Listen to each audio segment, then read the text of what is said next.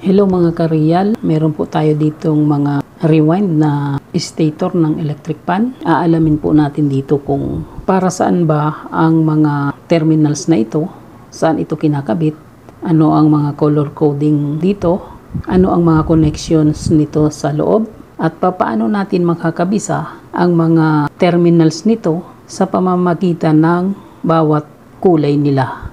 Kaya wag po kayong bibitaw. Lalong-lalo na sa mga nagsisimula pa lang at wala pang idea sa mga bagay na ito, para po sa inyo ang video na ito. Real life, Big S, real vlog. Expresses the reflections of a common worker, driver, technician, and a barber. Sa mga ngayon pa lang nakapanood ng video ko, huwag niyo pong kalimutang i-like, i-subscribe niyo ito. Pag-hit na rin po ng notification bell para ma-update kayo sa mga video ko pang gagawin. At syempre hindi ko po makakalimutan yung mga subscribers ko dyan na alam ko na nandyan lang kayo at nanonood. Lalo't higit sa mga masisipag mag-like and comment. Maraming salamat po. Hindi ko po kayo maisa-isa. Napakarami po ninyo. Huwag po sana kayong magsawa. Patuloy po tayo sa mabilisang pangunawa. Ang rewind po na stator ng electric fan ay may 6 na wire or terminals.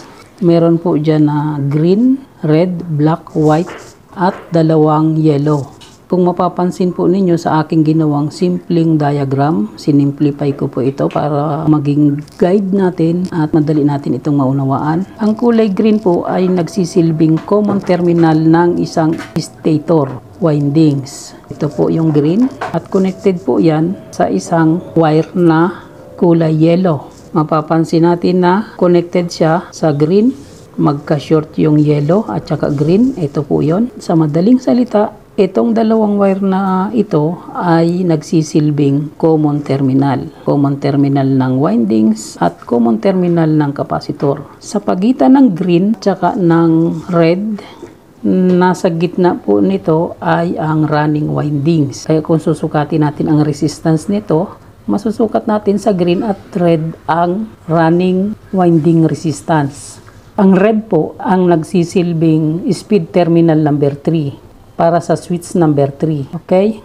Ang black naman, ito, at saka ang red, makikita natin na mayroong winding sa gitna at ito po yung speed windings para po ito sa switch number 2. At sa pagitan naman ng black at saka white ay merong isang speed windings na naman at ang white terminal na ito ang magsisilbing terminal connected sa switch number 1. Kaya tandaan, yung red para sa switch number 3, yung black para sa switch number 2 at yung white para sa switch number 1. Kaya nagkakaroon po ng pagbilis at pagbagal ang ikot ng LC dahil dito po sa koneksyon ng mga speed windings na ito. Speed terminal number 1, number 2, and number 3. Mapapansin naman ninyo, simula sa kulay white na wire, ito po yung para sa switch number 1, ay connected po yung isang yellow sa pamamagitan ng isang windings na tinatawag nating starting windings. Ito po ang starting windings na kung saan ang pinakang ending terminal niya ay connected sa yellow na wire, na kung saan ay ang yellow na wire na ito ay nakakonek ang kapasitor at sa kabila ng kapasitor ay nakakonek naman sa isang yellow wire na tinatawag nating common. Kung kayo po ay nalilito, kabisahin nyo lang po ang bawat kulay.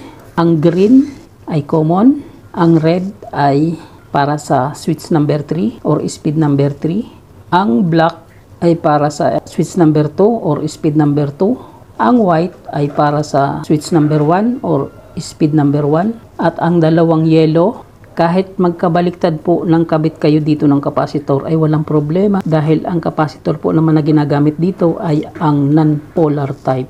Ganyan lang po ang color coding sa rewind na stator ng electric fan. Ito po ang karaniwang kulay ng wire na kinakabit ng mga nagre-rewind ng stator ng electric fan. Standard po ang kulay na ito. Ganyan lang po ang connection. Kung gusto nyo pong malaman kung paano sukatin ang bawat resistance ng mga windings nito. I-click nyo po sa description box sa baba at nandun po yung link kung paano sukatin bawat isang windings ng isang stator. Okay, sana nakatulong po ito, nakapagbigay ng idea, lalong-lalo na sa mga baguhan na nagsisimula pa lang ngayon. Huwag po kayong mawalan ng pag-asa. Isa po itong simulain para sa magandang hanap buhay. Maraming salamat pong muli at God bless sa inyong lahat.